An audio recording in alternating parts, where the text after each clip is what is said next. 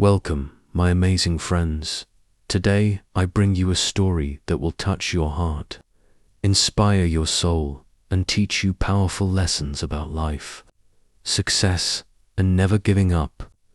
This is the story of a man who was not just an actor, not just a comedian, he was a legend. A man whose name is written in golden letters in the history of cinema. A man who made the whole world laugh while hiding his own tears. His name, Sir Charles Spencer Chaplin, but we all know him as Charlie Chaplin. No one, absolutely no one, can match his greatness. His work is timeless, his comedy is universal, his life is a lesson in perseverance, creativity, and the power of never giving up. Even today, decades after his time, he lives in our hearts. His movies still bring joy, his struggles still inspire. And his story, oh my friends, his story will show you that no matter how hard life gets, you must keep going. This is not just a story, this is a journey of pain, rejection, poverty, success, and immortality. Watch till the end, because this story is perfect for your English learning and will motivate you like never before. Are you ready? Let's begin. Charlie Chaplin was born in the heart of London, England, on April 16, 1889. His parents, Hannah Chaplin and Charles Chaplin Sr., were both performers in the world of music and theatre.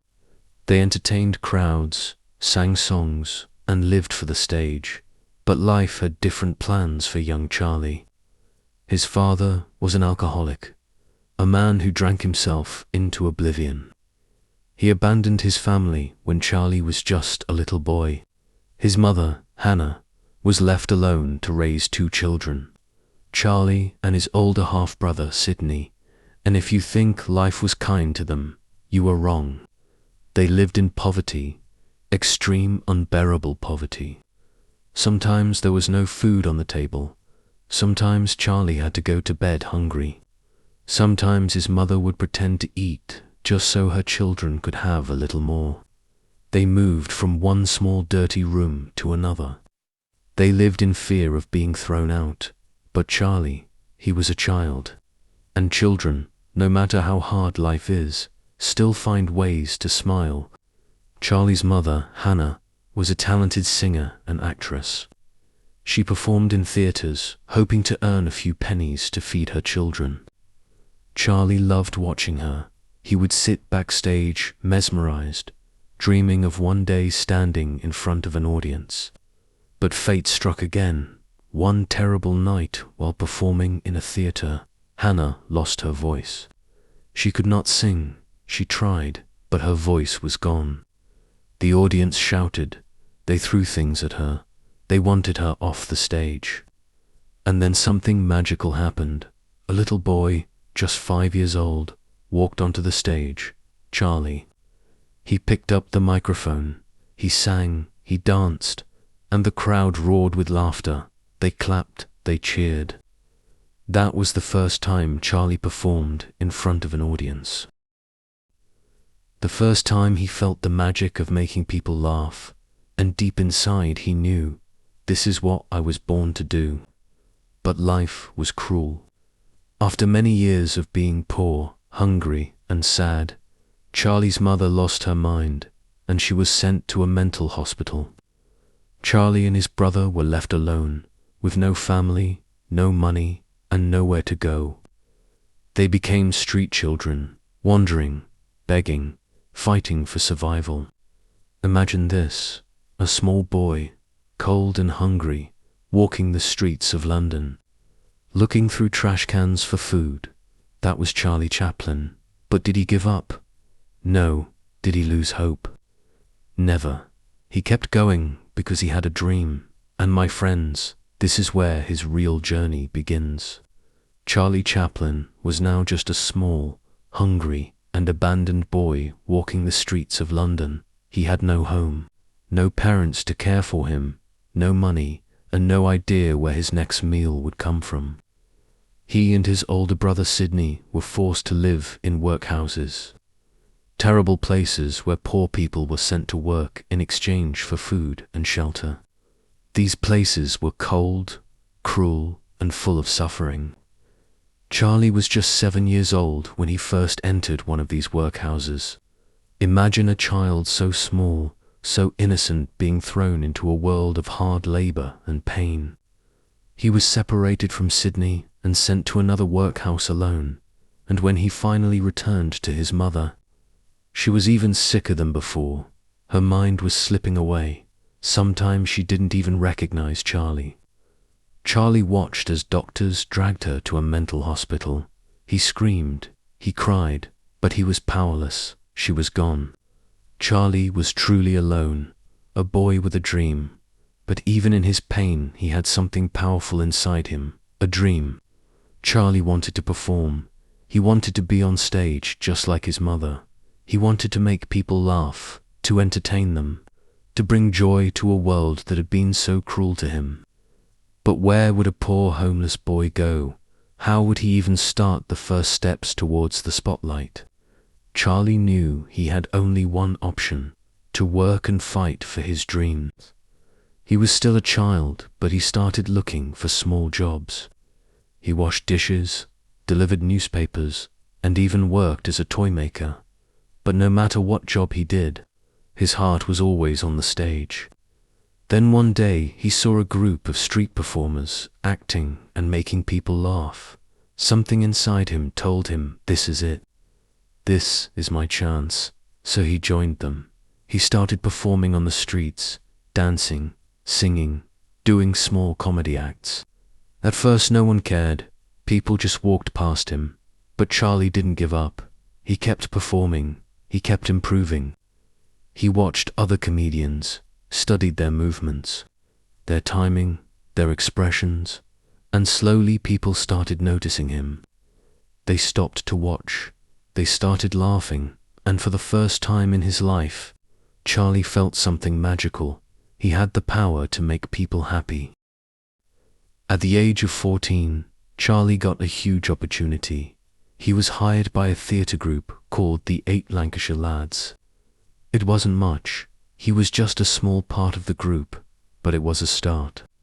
He worked harder than anyone. He learned every move, every trick.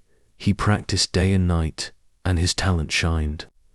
One day a theatre director saw him and said, "This boy is special. He's different." Charlie was given bigger roles, more responsibilities, and then, at 16 years old, he landed his first major acting role in a play called Sherlock Holmes. Charlie was no longer just a street performer. He was now acting in real theatres, in front of big audiences. People loved him. Directors saw something in him, his expressions, his movements, his ability to make people feel emotions without even saying a word. And then something happened that would change his life forever. Hollywood came calling. In 1910, Charlie was given a once-in-a-lifetime opportunity to go to America. He was invited to join a famous comedy troupe called Fred Karno's Company, which performed in the United States. This was huge. America was where dreams came true. Charlie packed his bags and stepped onto a ship crossing the ocean towards his future. When he arrived in America, everything felt different. The streets were bigger. The people were louder. The energy was electric. And most importantly, Hollywood was there. Charlie knew one thing. This is where I belong. This is where I will become a star. In 1913, a film company called Keystone Studios noticed Charlie. They gave him a small role in a silent film. It wasn't much, but Charlie saw an opportunity. He wanted to create something unique, something that people would never forget, and so he created a character. A small man in oversized clothes, a tight coat, a funny little hat, a tiny mustache, and the most famous walk in the world. This character would go on to become one of the most iconic figures in the history of cinema. At first, people didn't understand the character. But when Charlie performed, when he moved, when he made people laugh without speaking a single word, the the world fell in love. Charlie's films started becoming popular. Producers begged him to make more. Studios offered him huge amounts of money.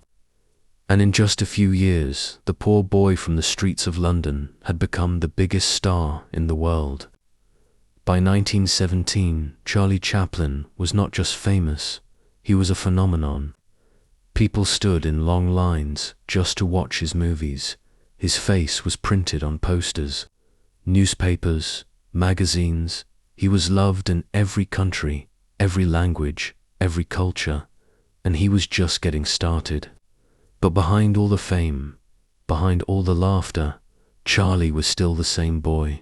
The boy who once starved on the streets. The boy who once cried for his mother. The boy who never gave up. Charlie Chaplin had finally made it.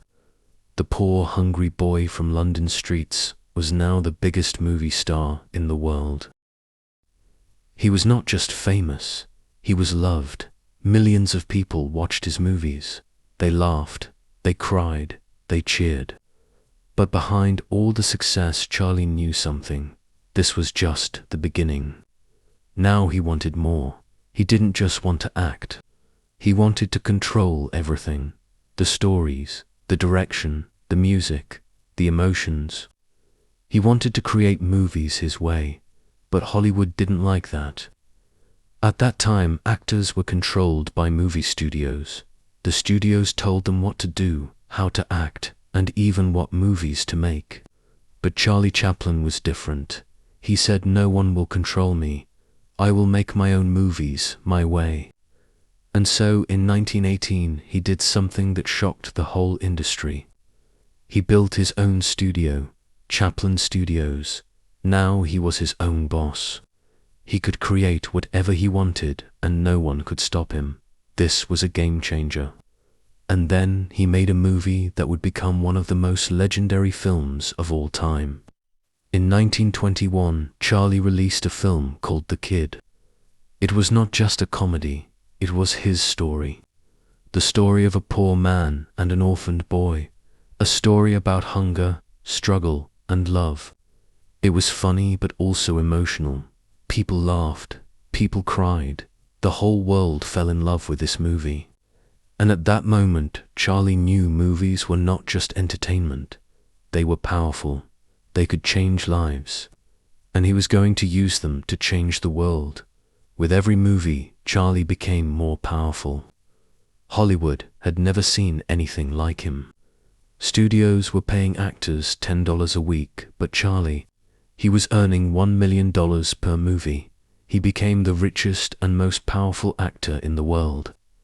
And yet he never forgot his past. He still remembered the days when he had nothing to eat.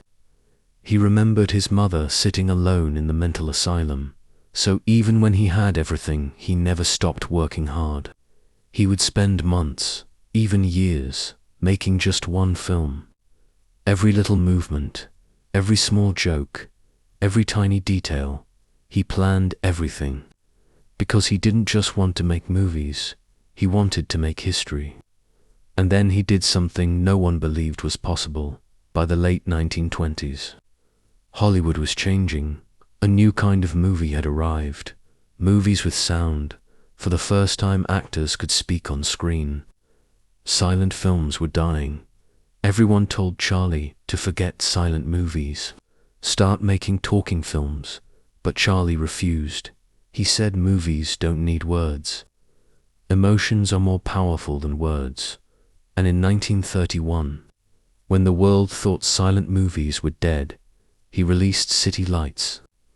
It was one of the most emotional, beautiful films ever made. Even though it had no dialogue, people cried watching it. The final scene where Charlie's character looks at a blind girl is one of the greatest moments in film history. Even today, people call it the greatest silent movie ever made.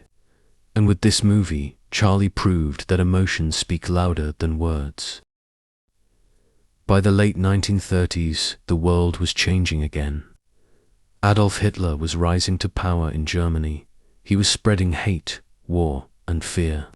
And Charlie noticed something strange. Hitler had the same mustache as him. People started comparing them. So Charlie made a decision. He would use his comedy to fight against Hitler. In 1940, he made a movie called The Great Dictator. It was his first talking movie. And it was not just a comedy, it was a message to the world. In the final scene, Charlie gives a speech, one of the most powerful speeches in history.